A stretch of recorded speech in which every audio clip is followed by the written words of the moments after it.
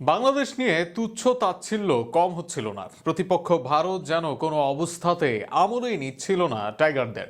তখন মাশরাফির আত্মবিশ্বাসী কণ্ঠ ভারতকে ধরে দিবানি, নিজের কথার প্রতিফলনটাও ম্যাচ করেন মাঠে। একই সাথে বিশ্ব ক্রিকেটে বাংলাদেশও পায় নতুন পরিচিতি। ভারতকে বাংলাদেশের বিশ্বকাপে হারানোর সেই দিনের বর্ষপূর্তি আজ।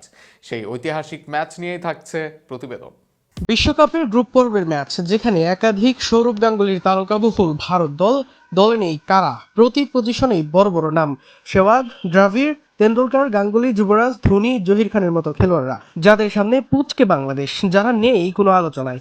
পোর্ট অফ স্পেনে সেদিন শুরু থেকেই যেন অন্যরকম বাংলাদেশ। মাশরাফির বল যেন ছিল এক এক গোলা বারুদ। তরুণ সাকিব, তামিম, মুশফিকেরও আগমনী সুর।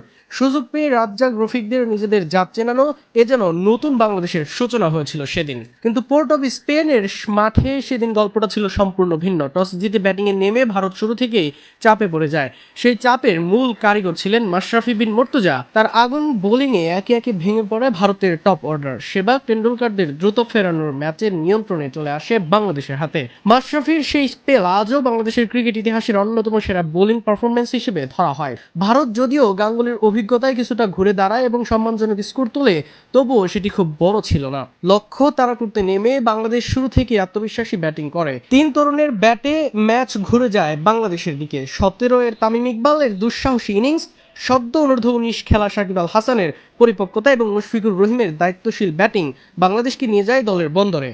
এ ম্যাচে তিনজনই হাঁকান অর্ধশতক। এর মাঝে তামিমের জহির খানকে এগিয়ে ডাউন দ্য উইকেটে মারা তো বাংলাদেশের ক্রিকেটের এক আইকনিক দৃশ্য।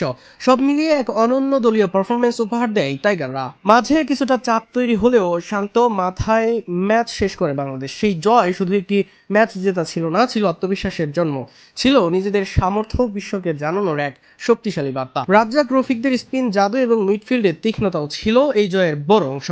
এই জয়ের মাধ্যমে বিশ্ব ক্রিকেটে বাংলাদেশ নতুনভাবে পরিচিতি পায়।